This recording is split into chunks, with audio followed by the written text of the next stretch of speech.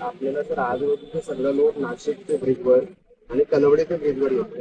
ते मध्ये जर आपल्याला अजून ब्रिज चालू केले तर अजून सगळा ट्रॅफिक ते आता पुणे टाकायला काही केलं सर्वांनी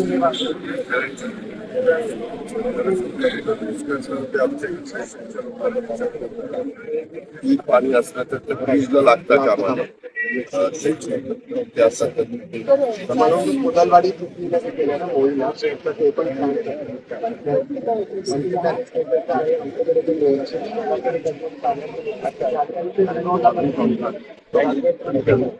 मिळून आम्ही सांगावडीचा तसंच केलं आम्ही 50% कॉमन बोलावर आता चालायचं आता कुठं जायचं पुढे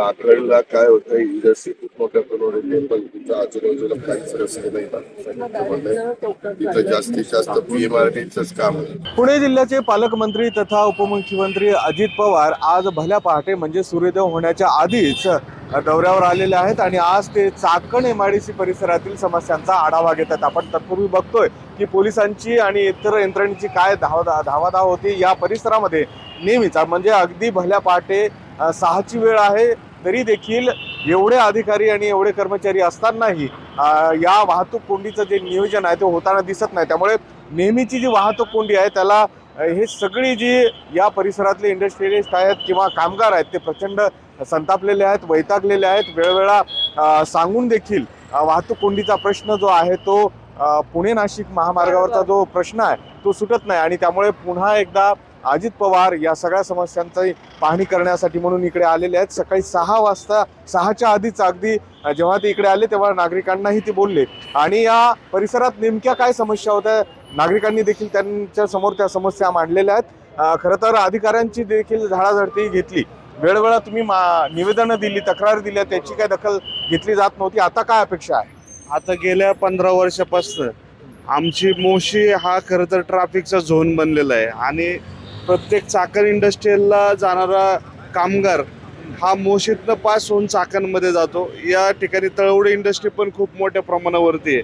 त्यामुळं खरं तर इथल्या नागरिकांना जे ट्रॅफिकची खूप मोठी अडचण, कुणाला टाईम मॅनेजमेंट या पिंपरी चिंचवडमधून ज्याला चाकणला जायचंय त्यांनी कुठलाही टाईम ग्राह्य धरून चाकणला जाता येत नाही. म्हणून आम्ही गेल्या अनेक वर्षापासून या सगळ्या कारणामुळे चाकणची इंडस्ट्री आहे ती स्थलांतरित होतीये असं सगळ्यांची ओरड आहे आणि आता तरी ते थांबलं पाहिजे स्थलांतरण, इथलं इंडस्ट्री टिकली पाहिजे. ॲक्च्युली आता तो विषय माहिती नाही, परंतु नागरिकांचं जे हाल होतं या ठिकाणी जर एखादा पेशंट ॲडमिट सिरियस असेल आणि त्याला जर मोशीतनं पुणे सिटीमध्ये न्यायचं असेल तर भारत माता चौक इथं कमीत कमी त्याच्या अर्धा ते पाऊण तास जातो. ह्यावरती तक्रारी आम्ही आता अजितदादांना दिल्या आहे आणि संबंधित अधिकाऱ्यांना दादांनी आमच्या समोर सांगितले की कशा पद्धतीने कारवाई करावी. अर्थात काय अपेक्षा आहे आता? आज पाहतोय की मला वाटते अजितदादा आपण सगळ्या भल्या पाटे आज 6ची वेळ होती पण मला वाटते 5:40ला या ठिकाणी दादा आलेले आहेत.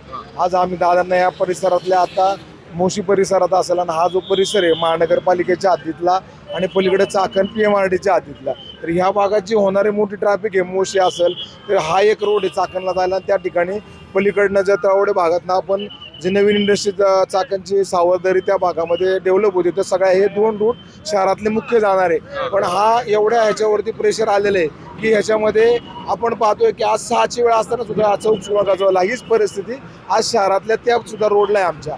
तर मला सांगायचं आज निश्चितच आम्ही आज जो असणाऱ्या ज्या अडचणी आहेत ज्या अडचणी मला वाटते महानगरपालिकेच्या माध्यमातून किंवा आपला जो हा NH आहे ते सगळे अधिकारी या ठिकाणी उपस्थित होते तर त्यांना या ठिकाणी आम्ही निवेदन दिलेलं आहे आणि या ट्रॅफिकच्या समस्यात महानगरपालिका असेल नॅशनल हायवेज असतील यांच्या संदर्भात काय उपाययोजना केला दादांनी आमच्या समोरच या ठिकाणी सर्व अधिकाऱ्यांना त्वरित ऍक्शन घ्यायला या ठिकाणी आम्हाला. आणि त्यामुळे कुठेतरी सगळ्यांना अपेक्षा आहे की आता तरी दादा जेव्हा ऍक्शन मोडवर आलेले आहेत त्यानंतर तरी अधिकाऱ्यांची झोप उडेल आणि हे जे मागील अनेक वर्षांपासूनचे प्रश्न आहेत वाहतूक कोंडीसारखा प्रश्न देखील मागील 15 वर्षापासून या रस्त्यावरचा सुटला नाही. त्यामुळे अधिकारी आणि इतर यंत्रणा करतात का हा खरा प्रश्न आहे. त्याचबरोबर चाकण MIDC परिसरातील अनेक कंपन्या देखील आता स्थलांतरित होऊ लागल्याने पालकमंत्री म्हणून अजित पवारांची जी जबाबदारी आहे की या सगळ्या समस्यांचं निराकरण झालं पाहिजे, त्या सुटल्या पाहिजे. आणि म्हणूनच ते भल्या पहाटेपासनं हिंजवडी असेल, त्याचबरोबर चाकण असेल, या सगळ्या परिसरातील समस्यांचा आढावा घेताना दिसत आहेत. सूरज पाटील, गोविंद वाकडे, न्यूज 18 लोकमत, पिंपरी चिंचवड.